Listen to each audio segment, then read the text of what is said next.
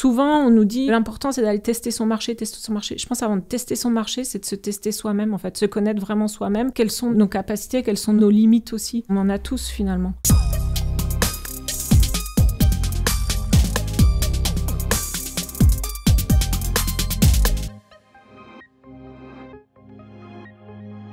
Nouvel épisode de Charbon aujourd'hui. On va vous parler évidemment d'entrepreneuriat, mais on va vous parler aussi d'entrepreneuriat au service de la santé. On va essayer de comprendre ensemble comment on peut lutter contre certains troubles de santé grâce à la lumière. Pour m'accompagner, je reçois aujourd'hui Domitille Boudard qui est fondatrice de By Blues. Salut, comment tu vas ? Ça va bien, merci Valentin. Je suis ravi de t'avoir avec nous. Évidemment, tu vas nous parler de ton projet, tu vas nous parler de toi, tu vas nous parler de la solution que vous avez créée et que vous proposez aujourd'hui. Évidemment, on a hâte de savoir comment la lumière peut nous aider à prévenir certains troubles et certains problèmes de santé. Pour commencer, est-ce que tu peux nous faire une présentation de ton parcours, nous faire concrètement le CV de l'invité ? On commence toujours par là. Ça marche. Alors, je m'appelle Domitille Boudard, j'ai 42 ans. Je suis maman de 2 enfants, 2 garçons, et j'habite à Strasbourg et je suis originaire de Franche-Comté, d'où peut-être mon petit accent. Comme parcours, alors mon parcours universitaire, j'ai fait des études de biologie à Besançon, un petit peu aux États-Unis aussi, et ensuite à Strasbourg. Je me suis orientée plutôt dans les neurosciences, donc l'étude du système nerveux, et j'ai fait un doctorat sur les effets des dégénérescences de la rétine au niveau moléculaire, cellulaire et comportementaux. Donc c'était un projet qui implique à la fois la vision et la chronobiologie, la science des rythmes. J'ai continué un petit peu dans la recherche publique et ensuite j'ai été recrutée par un réseau en neurosciences trinational qui s'appelle Neurex, dont le but était en fait de fédérer l'ensemble des structures qui travaillent dans la recherche en neurosciences dans la vallée du Rhin supérieur, cette région géographique assez fertile en matière de recherche. Donc c'était avec nos partenaires suisses et allemands. Et je travaille maintenant pour By Blues, ce projet qu'on a monté depuis quelques années maintenant. By Blues, est-ce que tu peux nous pitcher très concrètement le concept ? Ouais, By Blues, c'est une start-up strasbourgeoise qui a été créée officiellement en juillet 2021, qui a pour activité principale la conception, la fabrication et la commercialisation de lampes qui sont destinées à un usage nocturne pour effectuer des tâches simples de nuit sans perturber les rythmes naturels de notre corps. Parce qu'il faut savoir que notre corps, il a un état différent le jour et la nuit, et l'idée c'est de ne pas perturber ça pour éviter justement l'apparition de troubles de santé. Donc la fameuse horloge biologique dont tout le monde parle, c'est ça le sujet ? Elle existe vraiment ? En tout cas, elle impacte notre vie parce que tu sais, il y a tout un côté un petit peu où on met ça de côté, on prend pas beaucoup de temps pour soi forcément là-dessus, on se dit que c'est pas ultra important, ça nous empêche pas de vivre au quotidien, mais toi tu nous dis que ça a un vrai impact sur nos vies, qu'une fois que c'est déréglé, ça peut avoir un impact sur notre santé, à long terme, à court terme aussi. Qu'est-ce que tu peux dire aux gens qui nous écoutent pour qu'ils comprennent un petit peu mieux comment marche leur horloge et pourquoi la nuit, il faut dormir dans le noir. Pourquoi le matin, il faut se lever et aller voir une source de lumière naturelle et rester devant. Et pourquoi votre solution peut résoudre un problème. Ouais. Alors, en fait, ce qu'on sait, c'est que l'état de notre corps... Je vais parler des mammifères, donc des humains, parce que chez d'autres espèces, c'est différent. Mais chez les humains, on a... notre corps, il est différent, dans un état différent le jour et la nuit. Le maintien de cette différence est capital en fait à une bonne santé, à un bon bien-être. C'est-à-dire qu'on a certaines hormones qui vont être produites à certains moments de la journée, qui vont avoir un rythme circadien, donc ça veut dire un rythme qui a une période d'à peu près 24 heures. C'est important vraiment de maintenir cette rythmicité. Et en fait, c'est cette rythmicité qui va faire qu'on va se sentir bien. Pendant longtemps, on pensait que le corps était dans un état constant, mais on se rend compte en effet qu'on a ces rythmes, et cette rythmicité, c'est capital de la maintenir. Cette rythmicité, comme tu l'as dit tout à l'heure, elle est liée au fait qu'on a une horloge dans le cerveau. En fait, on en a plusieurs. Dans notre corps, partout, dans l'ensemble des organes, on a des horloges, mais on a une horloge qu'on appelle un peu principal, chef d'orchestre, qui est situé dans une partie à la base du cerveau, qu'on appelle les noyaux suprachiasmatiques. Ça fait toujours bien de le placer, donc je le mets. Donc dans une toute petite structure, et on a cette horloge qui est là. Et c'est ça qui va maintenir en fait ces rythmes d'une durée de 24 heures. c'est capital à la santé, c'est capital, on connaît bien aussi la chronopharmacologie, par exemple. On sait qu'il y a certaines substances qu'on va prendre à un certain moment de certains médicaments qu'on peut prendre à un certain moment de la journée qui vont faire qu'on a un vrai effet thérapeutique. Si on les prend à un autre moment, ils peuvent ne pas avoir d'effet, voire même avoir un effet délétère. Donc tout ça, c'est lié à notre rythmicité. Pour garder cette rythmicité, c'est important, la lumière, c'est un des facteurs cruciaux, donc l'exposition à la lumière. Et c'est ce cycle, en fait, cette alternance jour-nuit qui va faire qu'on maintient nos rythmes de 24 heures. L'idéal, ce serait d'être toujours exposé à la lumière, donc la lumière du soleil, pendant la journée, être dans l'obscurité complète pendant la nuit. C'est un petit peu difficile à mettre en place, mais on essaie.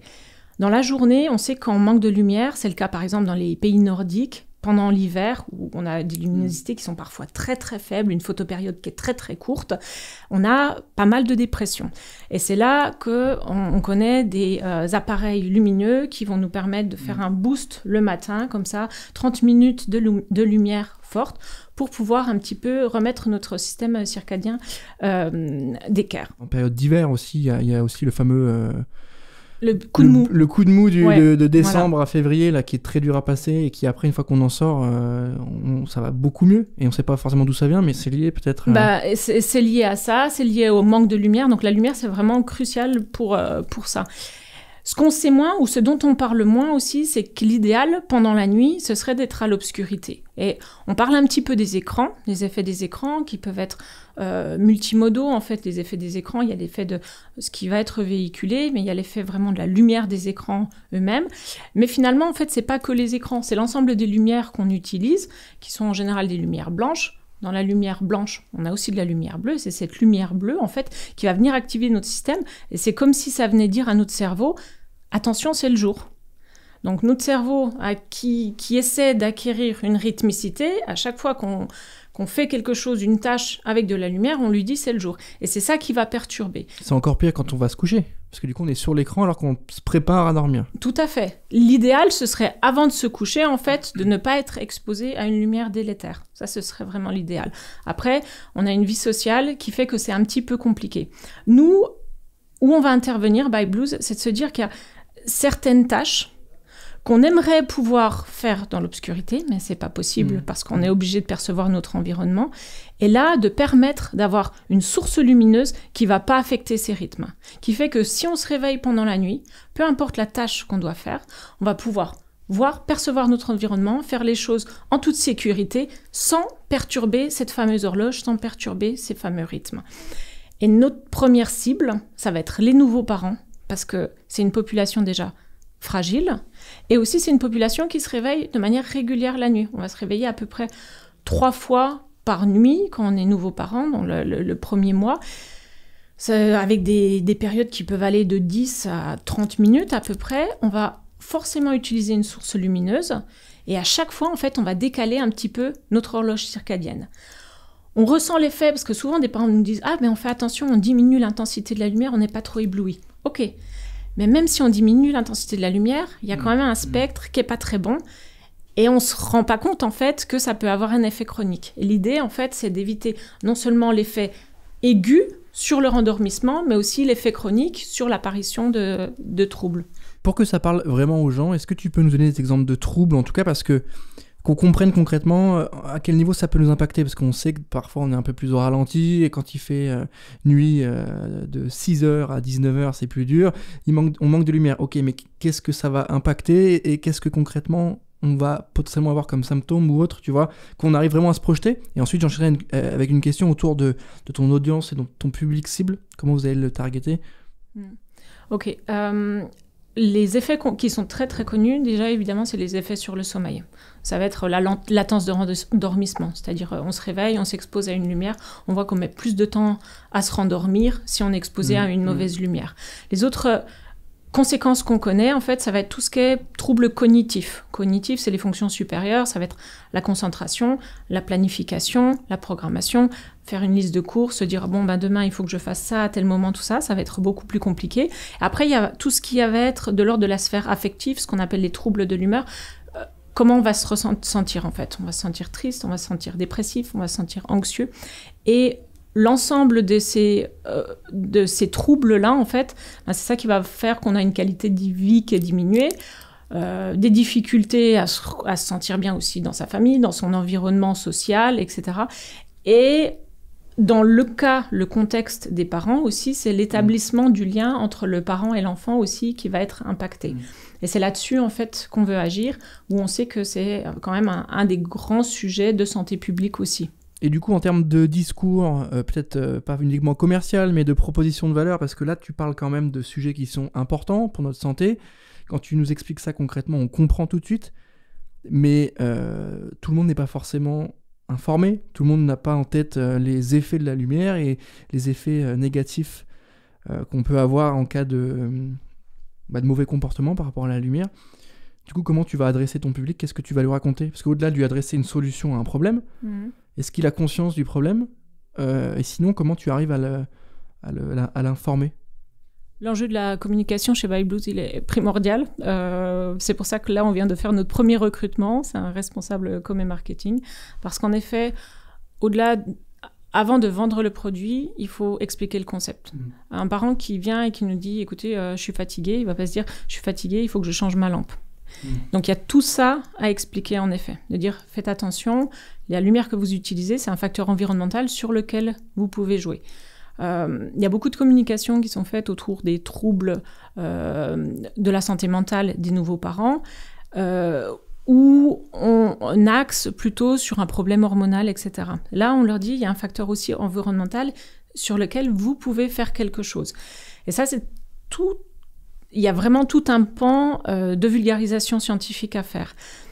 C'est d'autant plus important que la lumière qu'on a, c'est une lumière qui n'a pas du tout d'onde bleue, et une lumière qui n'a pas du tout d'onde bleue, c'est une lumière rouge. Et quand on dit aux parents, c'est une lumière rouge, ça fait un peu peur. Ça fait peur, ouais. Ça fait film d'horreur. Ça fait film d'horreur, ça fait le feu, ça fait le sang, etc. Et déjà, on a en fait un obstacle culturel en fait à dépasser, à dire oh, mais le rouge, c'est aussi l'amour, c'est aussi, etc. Mais c'est vrai qu'il y a beaucoup de parents qui nous disent ah oui, mais le bleu c'est apaisant. Si vous tapez sur Google Images veilleuse enfant, vous verrez que la plupart des veilleuses, elles sont bleues. Ce qui est quand même une hérésie, parce que c'est ça qui va le plus réveiller l'enfant. Donc il y a quand même déjà beaucoup de pédagogie à faire autour de ce sujet-là, et c'est ça qu'on souhaite faire avant même de parler de la lampe, en fait. Donc c'est pour ça que tu es habillé en rouge aujourd'hui, c'est pour nous faire passer un message qui est un peu inconscient, directement? Bah, oui, enfin là c'est quand même assez conscient, mais ouais, voilà. Après il y a quand même les deux, il y a French Tech Est, on peut pas être plus corporate que ça, et le petit logo Strasbourg aussi, donc là je pense qu'on sait très bien où on est. Alors ça c'est la marque Alsace. C'est la marque Alsace, ouais, la région, ouais. Ok, très bien, bah, au moins on sait avec qui on est, on sait de quoi on parle.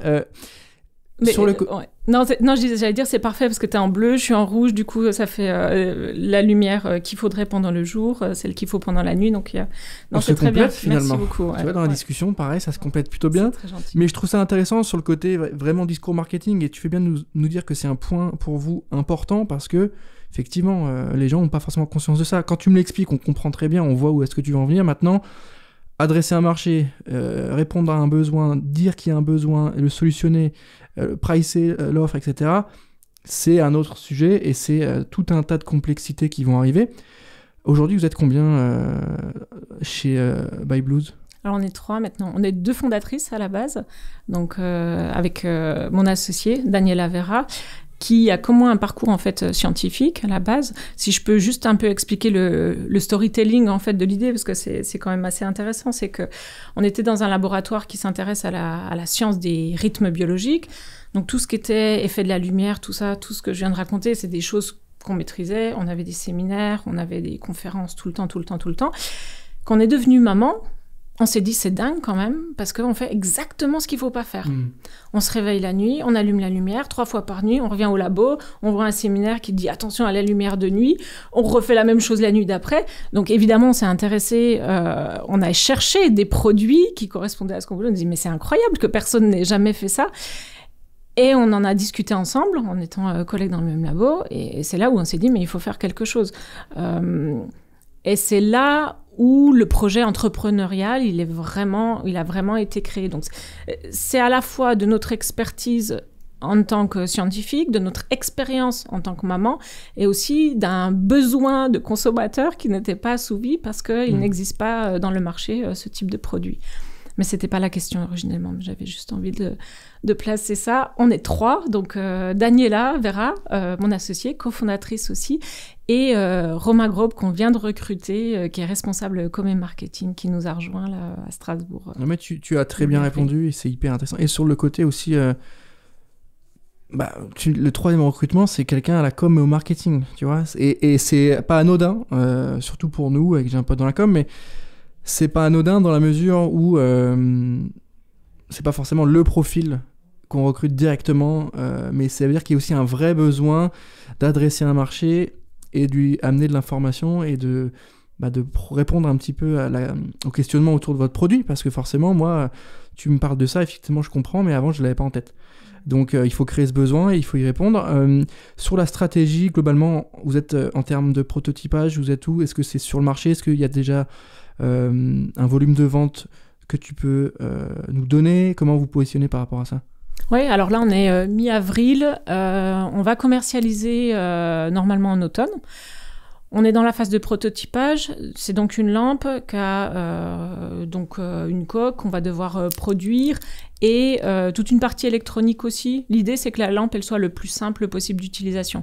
On a cette lampe il faut s'imaginer que le parent, il est en train de dormir la nuit, il est complètement crevé, ça fait la 4e nuit qu'il n'a pas dormi, il entend son bébé pleurer, il ne faut pas qu'il cherche un bouton, tout ça. Donc il va prendre la lampe, je sais pas, il n'y a rien dedans, il va la retourner complètement, et là, la lampe va s'allumer.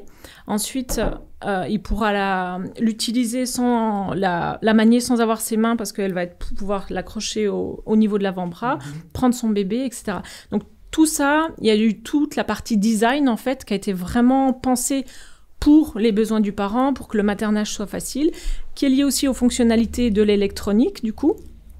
Et quelque chose que j'ai oublié de mentionner et qui est important, c'est qu'en plus, comme fonction, il va y avoir la possibilité d'enregistrer les données liées au bébé pendant la nuit. C'est qu'on a parlé de ce projet aux professionnels de santé, parce qu'on est beaucoup en lien avec les scientifiques, mais aussi avec les cliniciens. Ils nous ont dit c'est top, mais nous, en tant que pédiatres, ce qui nous intéresse de savoir, c'est aussi quand le bébé il mange. On demande aux parents, aux nouveaux parents, d'indiquer sur un carnet les heures de tétée du bébé. Et on s'est dit, OK, quand on en a parlé aux parents, ils nous disent, la nuit, ce que je fais, je vais chercher le calepin, je vais chercher le crayon, et puis je regarde l'heure. Et quand je regarde l'heure, ça me perturbe beaucoup. Il est 3h30 du mat, j'ai envie de me rendormir, ça me perturbe énormément. On s'est dit, de toute façon, la lampe, on va l'allumer pendant le réveil.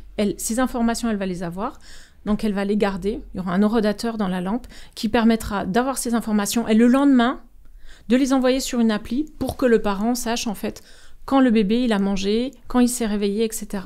Souvent, on est tellement KO, tellement crevé qu'on ne se rappelle plus ce qu'on a fait. On sait juste que quand le pédiatre nous pose une question, on lui dit le bébé s'est réveillé toute la nuit, ou alors je dors jamais, ou des choses comme ça, qui ne sont pas très fiables en fait. Là, si un professionnel de santé nous pose une question, on peut lui montrer des données objectives. Donc il y a aussi cette fonctionnalité-là avec la app. Et derrière, c'est vraiment l'idée, c'est de décharger mentalement le parent et encore une fois, de l'accompagner au mieux pendant la nuit. Donc il y a ce développement de la app. Il y a le développement de la lampe sur la partie électronique et sur la partie plasturgie aussi, qu'on est en train de faire avec des partenaires locaux. Et on va faire aussi tout ce qui est certification. C'est aussi un travail de co-création. On a beaucoup de parents qui sont derrière, qui nous attendent, qui nous disent « Qu'est-ce que vous faites ? Je suis enceinte ». Je ne peux pas serrer les jambes. Il me reste quelques mois, là, il va falloir... Non, mais c'est vrai qu'on est très attendus. Hein. Alors, c'est top, parce que du coup, ça nous donne vraiment envie. Enfin, on sent qu'il y a un besoin. Et en même temps, on a une vraie responsabilité par rapport à ça. Et on les sollicite beaucoup, en fait. On leur dit, qu'est-ce que vous pensez de la forme de la lampe ? Tout de suite, oui, c'est vrai que je peux l'accrocher comme ça, c'est génial. Et la matière, qu'est-ce que vous en pensez ? Et dans l'application, qu'est-ce que vous aimeriez voir ? Est-ce que cette fonction est nécessaire ? Donc, il y a tout ce travail aussi de co-création qu'on est en train de faire. Et là, on est vraiment à la phase fin de prototypage, début de pré-industrialisation. Et c'est ça qui va nous permettre de pouvoir industrialiser. L'idée, c'est de faire un crowdfunding en automne et de faire une grosse opération de pré-vente des lampes sur notre site byblues.fr.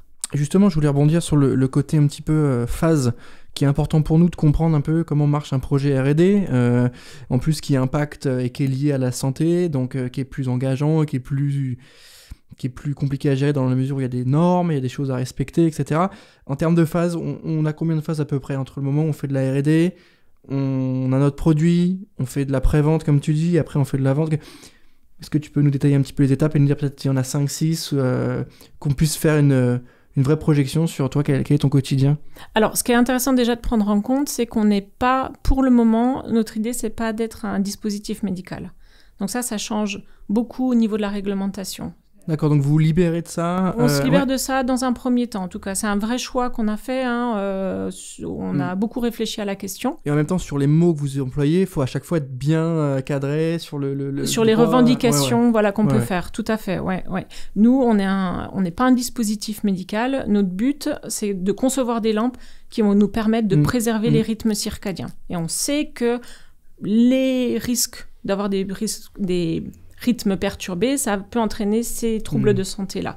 Donc on est vraiment comme ça, on est plutôt dans le bien-être. Voilà. Les étapes, ça a été...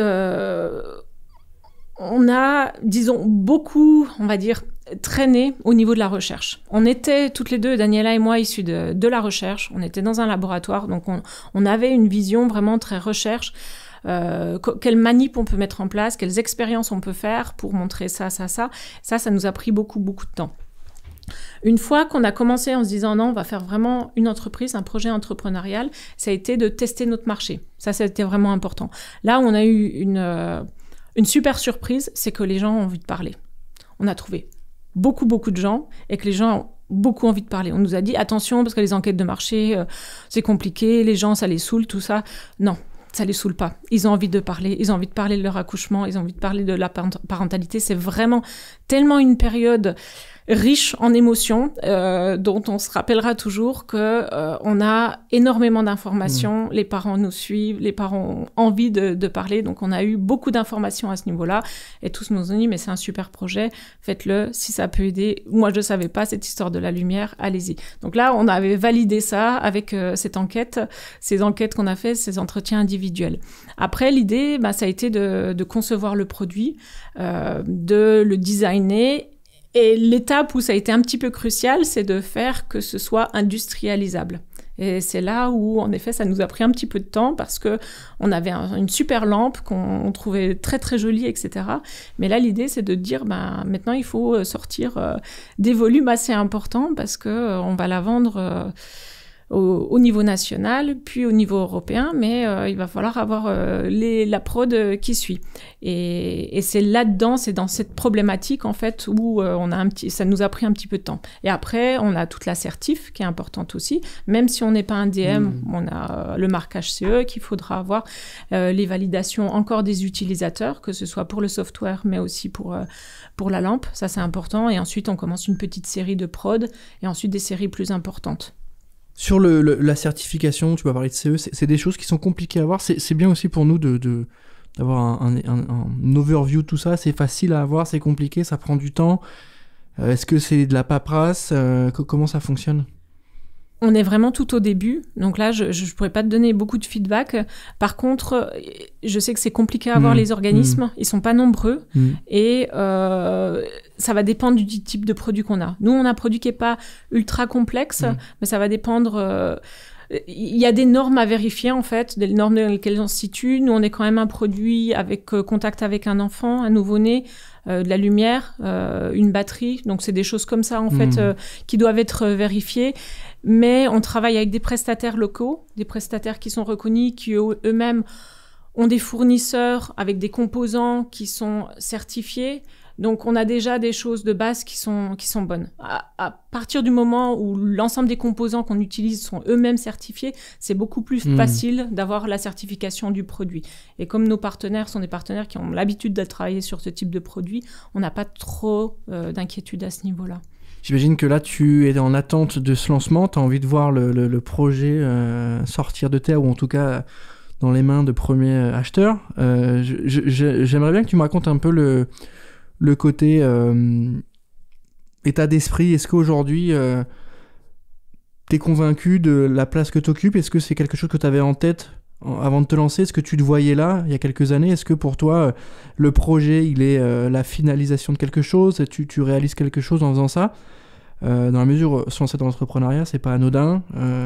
Quand tu sors d'une formation et d'être habitué à la recherche, bah, c'est un autre état d'esprit aussi. Ça va un peu plus vite et en même temps, la R&D, ça va un peu plus lentement. Est-ce qu'aujourd'hui, t'es là où tu te voyais concrètement? Pour moi, c'est une aventure de vraiment chaque jour, en fait. Chaque jour, on réalise les avancées qu'on fait. On a un projet bicéphale, ça c'est important aussi. On nous a un peu découragé de le faire, mais je suis très contente du choix qu'on a fait. De le faire à deux, mais surtout d'être les deux au même niveau d'engagement en fait du projet, parce que les investisseurs ils ont un peu peur de ce qui est type blocage, etc. Ça n'a jamais été notre cas. On a vraiment vu ça comme une force en fait. Le fait de pouvoir, même si on est de formation identique, Daniela aussi a une formation en business, donc moi plus en coordination de projet, donc on a quand même des formations complémentaires qui nous permettent aussi d'avoir des perspectives différentes sur certaines problématiques. On communique de façon différente aussi, donc ça nous permet vraiment de nous nourrir de ça, et je le vois un peu comme une aventure de plusieurs. Là, on était 2, maintenant on est 3. Chaque jour est une petite conquête. On a une vision qui est très très claire. On sait que ça va marcher, il n'y a aucun problème. On a les parents qui nous attendent derrière.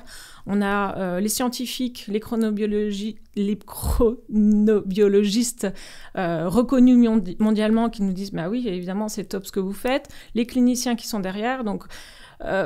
on n'est pas que nous, on n'est pas tout seul en fait là-dedans dans l'aventure. On a tout un écosystème aussi strasbourgeois qui est quand même génial. On est incubé à Semia, il y a la French Tech Est qui est derrière, on a l'école de management aussi. Donc on sait qu'on est soutenu et on a une vision claire d'où on veut aller, et chaque jour, en fait, on arrive un petit peu plus près. Il y a des moments où c'est compliqué, hein. Il y a des moments où on a fait des mauvais choix. En fait, je pense que chaque choix qu'on a fait était mauvais, mais était un petit peu moins mauvais à chaque fois que la veille. Et c'est ça qui nous a permis d'avancer. Est-ce que je me voyais là? Mais alors, pas du tout, par contre. Jamais, je me suis dit...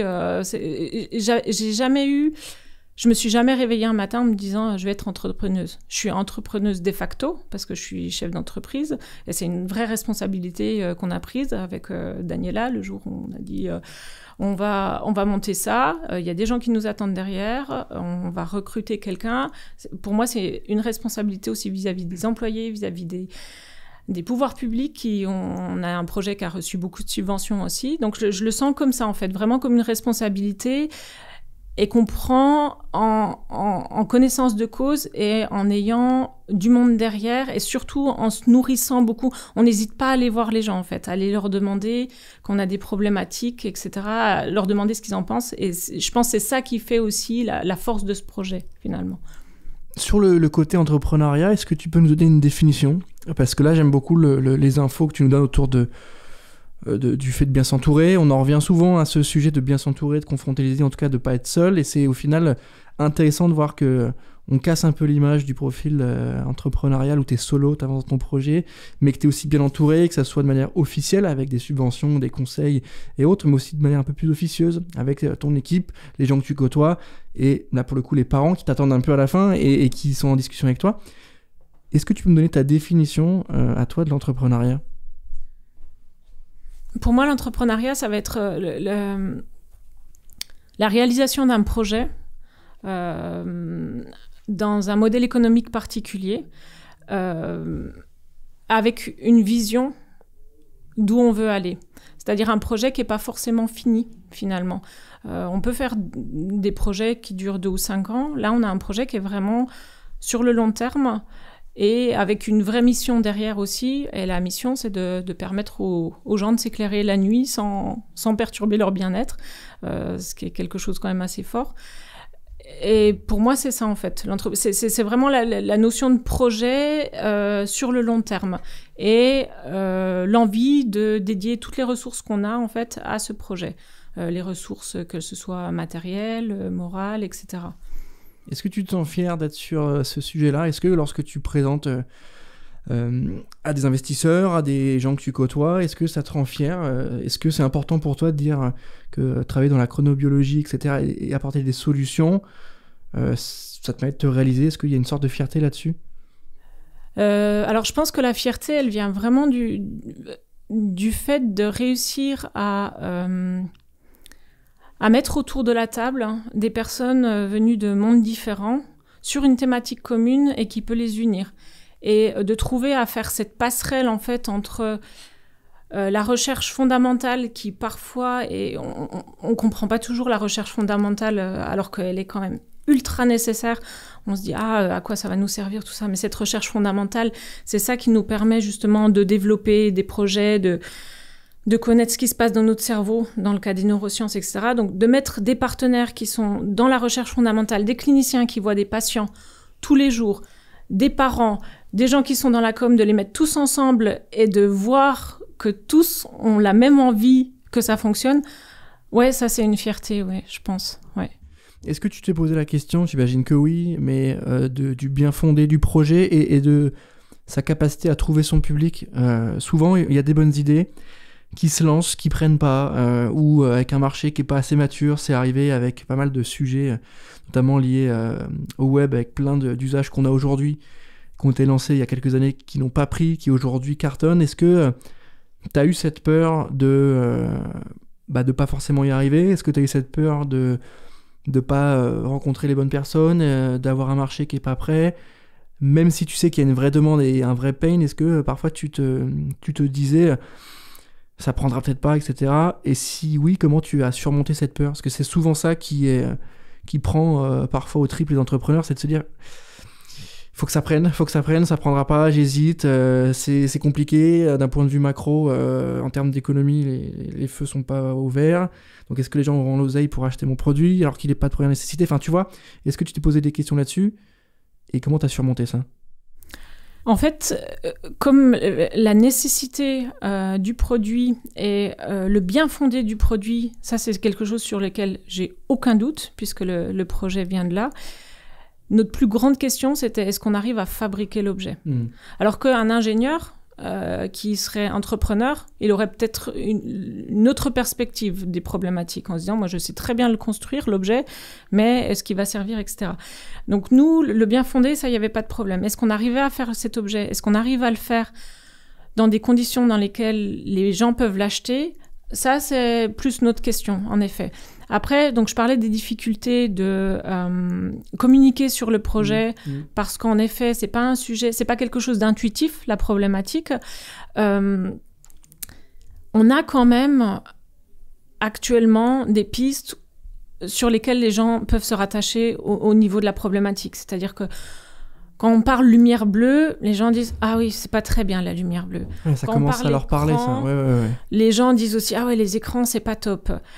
On est assez au fait des problématiques de baby blues, de dépression postpartum. C'est quelque chose qui revient de plus en plus. C'est une priorité des pouvoirs publics. Il y a un programme qui s'appelle actuellement les 1000 premiers jours, qui est mis en place pour dire, attention, les 1000 premiers jours de la vie d'un enfant, c'est une période de vulnérabilité accrue. Mais c'est important aussi pour les parents, ce moment-là. Le Collège national des sages-femmes, une de ses priorités, c'est quand même la santé mentale de la nouvelle mère. Donc c'est aussi quelque chose qu'on connaît bien, dont on parle de plus en plus. Et au-delà de la santé mentale de la nouvelle mère, il y a aussi la santé mentale des nouveaux papas. Parce qu'avant, on parlait beaucoup de dépression postpartum maternelle. Maintenant, on parle aussi paternelle. Donc, on commence à parler de l'ensemble de ces sujets. L'important pour nous, c'est de faire le lien entre les sujets. Et c'est ça qui va nous permettre, en effet, de faire comprendre toute cette problématique. Et je n'ai pas de doute que l'année prochaine, on parlera de ça.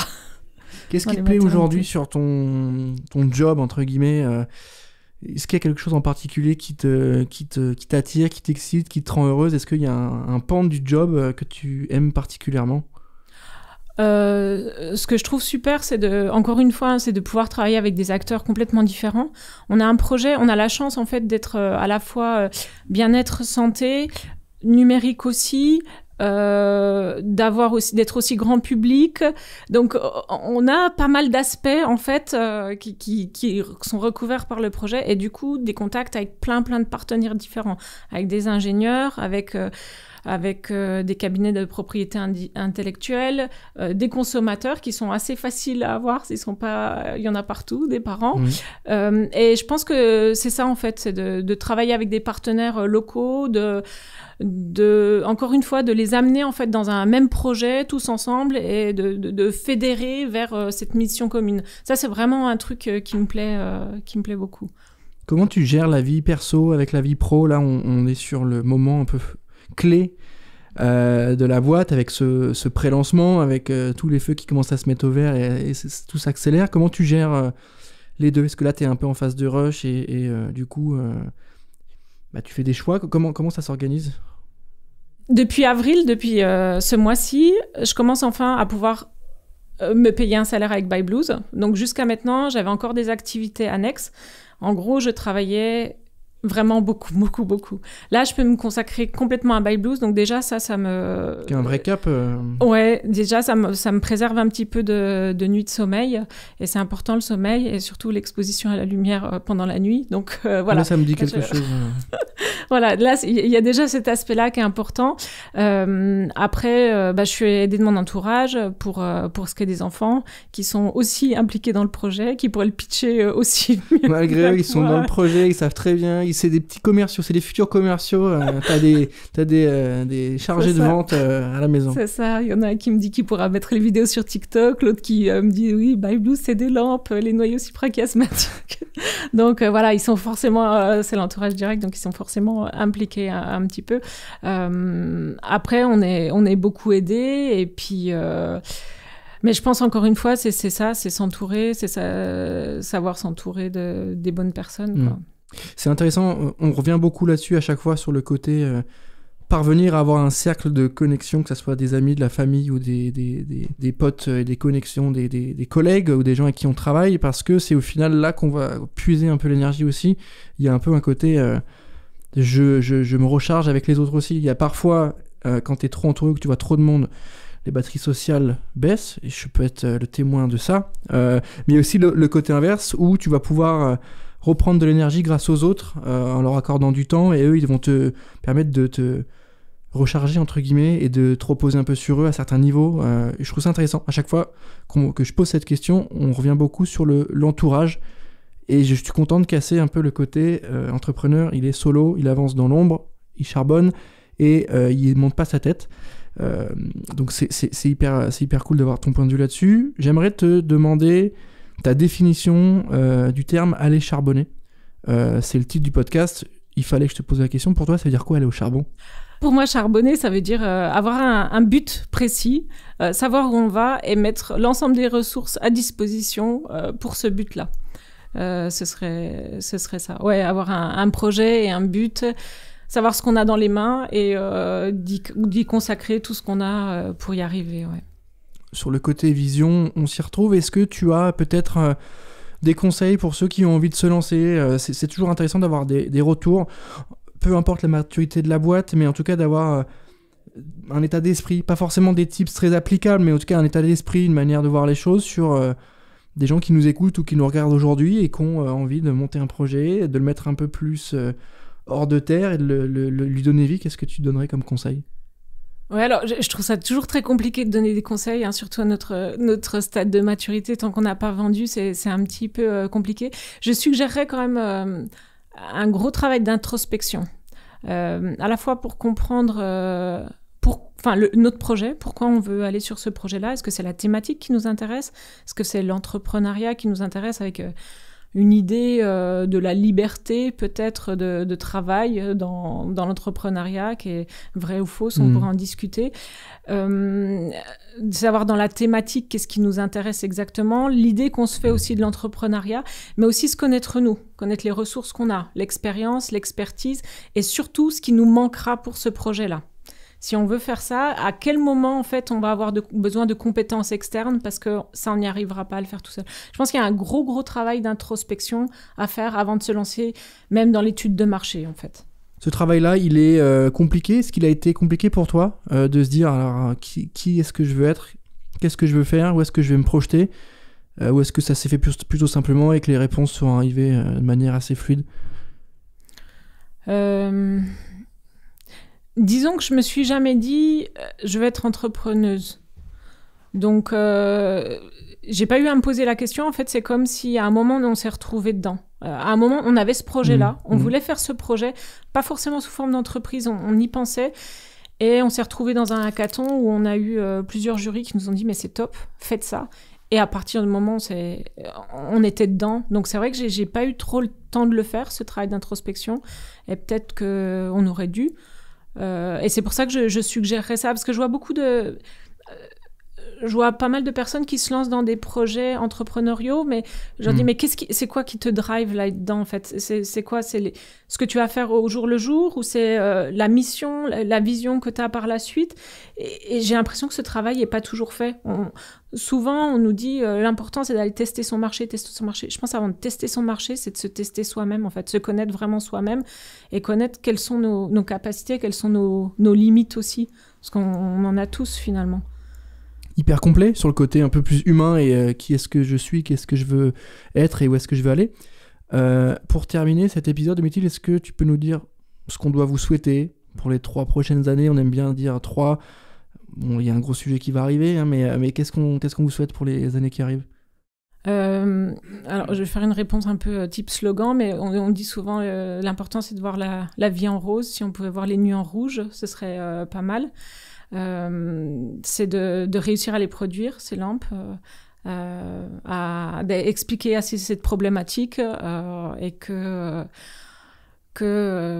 dans quelques années, ce soit plus un sujet en fait de pouvoir se réveiller la nuit et de se dire tiens, je vais pas me perturber et d'éviter en fait d'avoir au moins ce facteur-là qui perturbe pas mal de monde, de plus avoir cette problématique-là en fait.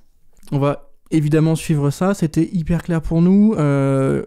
Tu nous as bien expliqué, d'un point de vue pédagogie, c'était très complet. J'ai apprécié le détail des explications et le côté vraiment à la fois marketing, que tu maîtrises très bien, et le côté aussi très technique de pourquoi c'est utile et à quoi ça sert.